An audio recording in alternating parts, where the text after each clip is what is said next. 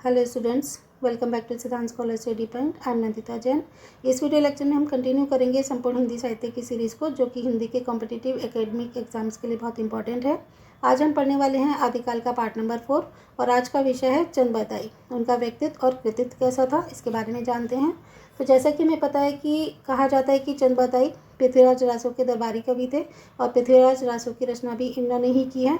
लेकिन चंदबताई हिंदी के महान और विलक्षण प्रतिभा संपन्न कवि तो थे, लेकिन दुर्भाग्य से चंदबताई के जीवन परिचय से संबंधित प्रमाणित सबूत अभी तक नहीं मिले हैं।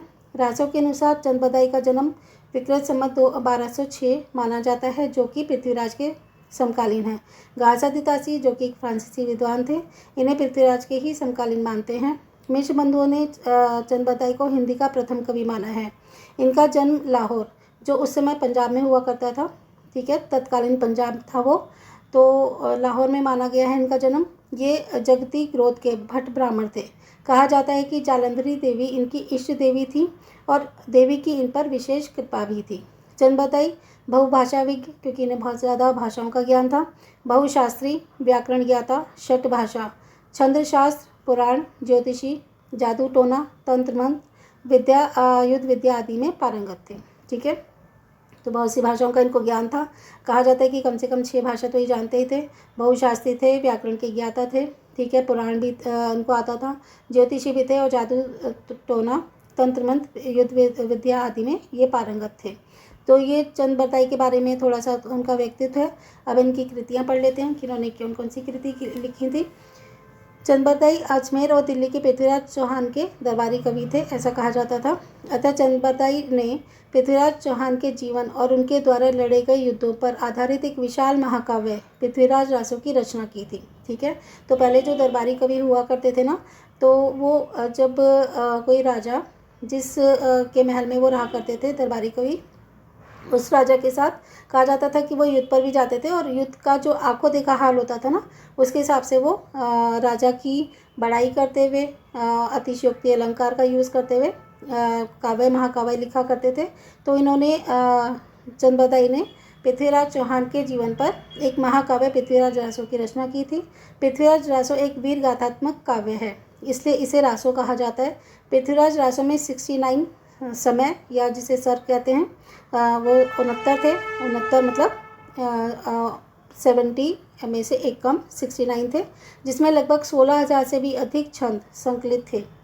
यद्यपि कतिपय ऐतिहासिक कल्पनात्मक विषयों, विसंगतियों तथा इसकी भाषा के कारण कुछ विद्वानों ने इसे अप्रमाणिक ग्रंथों की श्रेणी में रखा है। तो इससे पहली वाली वीडियो में हमने सारा पढ़ा था कि कौन से विद्वान इन्हें प्रमाणिक मानते थे, पृथ्वीराज रासो को, और कौन से अप्रमाणिक मानते थे, कुछ अर्ध प्रमाणिक मानते थे। तो पहली वीडियो में हमने इसको कवर कर लिया था, आप उसमें सुन सकते हो इसको। फिर है आचार्य रामचंद्र शुक्ल के अनुसार भाषा की कसौटी पर यदि इस ग्रंथ को कसते हैं तो हमें और भी निराश होना पड़ता है। तो पहली बात तो इसमें क्या कहते थे कि 16,000 से भी अधिक छंद संकलित थे। ठीक है, सिर्फ 69 सर्ग में 16,000 से अधिक छंदों का होना बहुत ही थोड़ा सा अप्रमाणित ग्रंथों की श्रेणी में से रखा जा सकता है, क्योंकि बहुत ही कल्पनात्मक विषयों के इसके बारे में लिखा गया था। ठीक है, तो बहुत ही ज़्यादा कल्पना करके अतिशयोक्ति लिखी गई थी, ऐसा विद्वानों का मानना है। और अगर आचार्य रामचंद्र शुक्ल, जो कि एक आलोचक है, उन्होंने लिखा है कि भाषा की कसौटी पर इस ग्रंथ को अगर कसते हैं तो हमें और भी निराश होना पड़ता है, क्योंकि भाषा का इसमें कोई स्थान है ही नहीं। इसमें व्याकरण आदि की भी कोई व्यवस्था नहीं है। दोहे और कुछ कवित्वों, जिसको छप्पियों भी कहा जाता है, उसकी भाषा तो ठीक ही है, पर त्रोटक आदि छोटे छोटे छंदों में तो कहीं कहीं अनुस्वारांत शब्दों की ऐसी मनमानी भरमार है जैसे किसी ने संस्कृत प्राकृतिक की नकल की हो।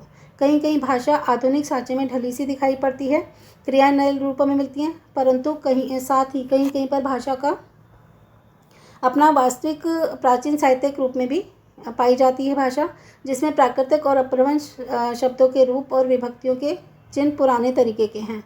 तो ये आलोचना की थी रामचंद्र शुक्ल जी ने। ठीक है, तो उन्होंने इस सबसे ही कहा था कि भाई भाषा की दृष्टि से कुछ खास नहीं है, और कुछ हालांकि सही है, भाषा के बारे में देखा जाए तो हमें थोड़ा निराश होना पड़ता है, लेकिन व्याकरण आदि की भी कोई खास व्यवस्था नहीं है।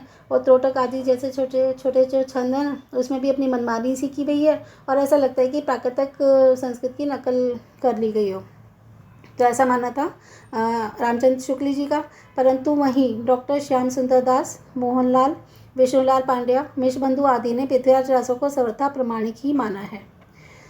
कर्नल टाट के अनुसार कवि चंद की यह कृति तत्कालीन समय का सार्वभौमिक इतिहास है, जिसमें 69 अध्यायों में 1 लाख पदों से भी अधिक छंदों के द्वारा पृथ्वीराज के युद्धों, राजस्थान के सभी कुलीन सामंतों तथा उनके पूर्वजों का वर्णन किया गया है। तो ये विचार थे कर्नल टाट के। उन्होंने कहा था कि ये सार्वभौमिक इतिहास है उस समय का, और इसमें 69 अध्यायों में 1 लाख पदों से भी अधिक छंदों के द्वारा पृथ्वीराज के जो उन्होंने युद्ध किए थे या राजस्थान के उस समय के जो कुलीन सामंत थे, पूर्वज थे, उन सबका वर्णन किया गया है।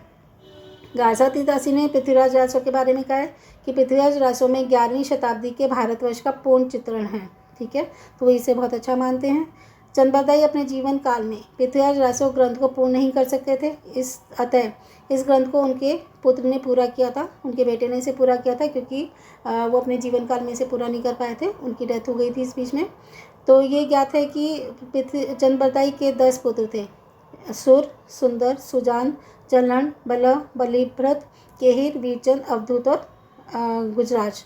तो जलहन ने चंद्रबरदाई के पृथ्वीराज रासो को पूरा किया था।